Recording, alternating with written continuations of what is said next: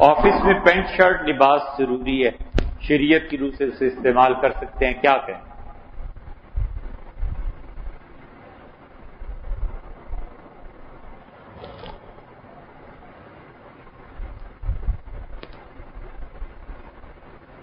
اتنا تنگ لباس پہننا کہ جسم کے نقوش واضح ہونے لگے،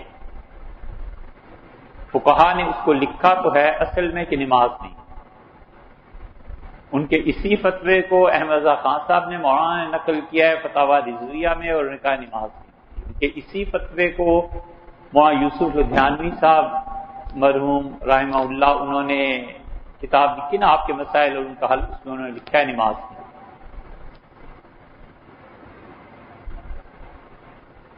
ہم یہ کہیں تو اس وقت لاکھوں ہی نہیں کروڑوں مسلمان ایسی نماز پڑھتے ہیں، پورا امریکہ، یورپ، آسٹریلیا، سب کے سب، کیسے کہیں نماز نہیں ہوتی؟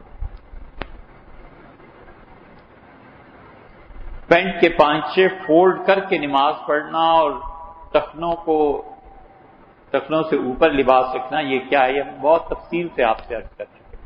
اس کا خلاصہ یہ ہے کہ کوئی سوچے کہ نیت پھر یہی ہے کہ ٹخنوں سے نیچے کا لباس پہننا ہے۔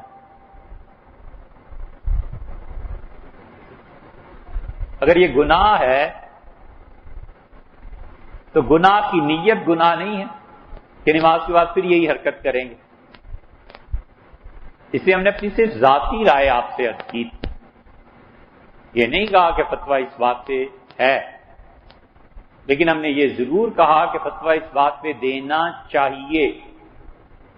یہ اب مفتی حضرات سے پوچھیں وہ کس بات پہ فتویٰ دیتے ہیں، لیکن ہم نے اپنا ذاتی خیال عرض کیا تھا کہ جتنی اس سلسلے میں احادیث ہم نے دیکھی ہیں، سب کا خلاصہ یہ ہے کہ کوئی آدمی ٹخنوں سے نیچے کا لباس غرور کی وجہ سے پہنے، اس کی نماز بھی مکروہ ہے، اور اس کا یہ حتیٰ کہ وہ لباس پہننا بھی اس کا جائز ہے۔ وجہ کبر ہے۔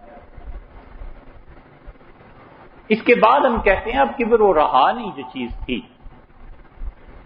امریکہ کا پریزیڈنٹ بھی وہی لباس پہنتا ہے جو ان کے یہاں سویپر پہنتا ہے۔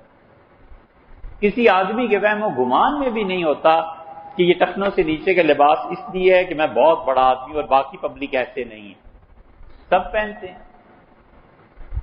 اس لیے یہ قید لگانا کہ ٹخنے براہنہ ہوں جبکہ نماز پڑھنے والے کے دل میں وسوسہ بھی نہیں ہے کہ میں جو باقی لوگ ہیں ان سے بہتر ہوں، کیسے یہ ہم کہیں؟ اور اس کی واضح دلیل سیدنا ابو بکر رضی اللہ عنہ ہے، انہوں نے کہا اللہ کے رسول میرا تہمد جو باندھتا ہوں کہ کبھی کبھی ٹخنوں سے نیچے چلا جاتا ہے، تو رسول اللہ صلی اللہ علیہ وسلم نے یہ نہیں کہا کہ تم گناہ کی، آپ نے فرمایا ابو بکر تم ان لوگوں میں سے ہو جن کے دلوں میں کوئی کبر نہیں، کوئی غرور نہیں۔ تو جو لوگ ٹخنوں سے نیچے کی شلوار پہنتے ہیں کیا اس لیے ہوتا ہے کہ وہ سمجھتے ہیں باقی تو پہن نہیں سکتے لہذا میں ہی پہن؟ جس غرور سے منع فرمایا ہے نا وہ یہاں نہیں پایا جاتا ہمارے۔ اس پہ کئی مہینے دن نہیں کئی مہینے تک ہم بھی رہے، اور ہم نے بعض دوستوں کو کہا فلاں کتاب دیکھو فلاں دیکھو، کئی مہینوں کے پڑھنے کے بعد اس نتیجے پہ پہنچے ہیں۔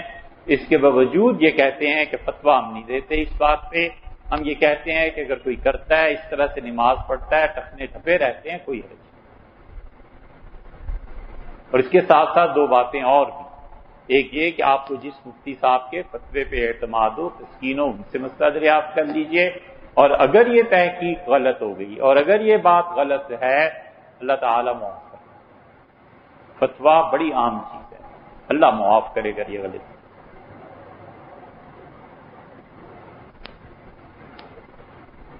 لیکن ذاتی طور پہ اس رائے پہ پہنچے۔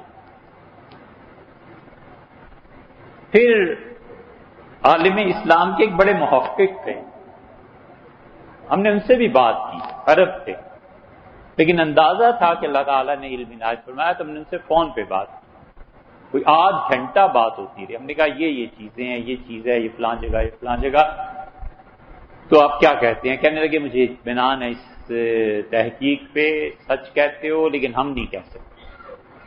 میں نے کہا اس کی وجہ؟ انہوں نے کہا اس لیے کہ یہاں پر حکومت پہ جن علماء کے اثرات ہیں وہ بہت زیادہ اس بات کا اہتمام کرتے ہیں. اگر ہمارا فتویٰ ان کے خلاف ہو گیا ہماری چھٹی ہو جائے گی. ہم مجبوری کی وجہ سے نہیں کہہ سکتے، لیکن آپ جو کہتے ہیں صحیح کہتے ہیں.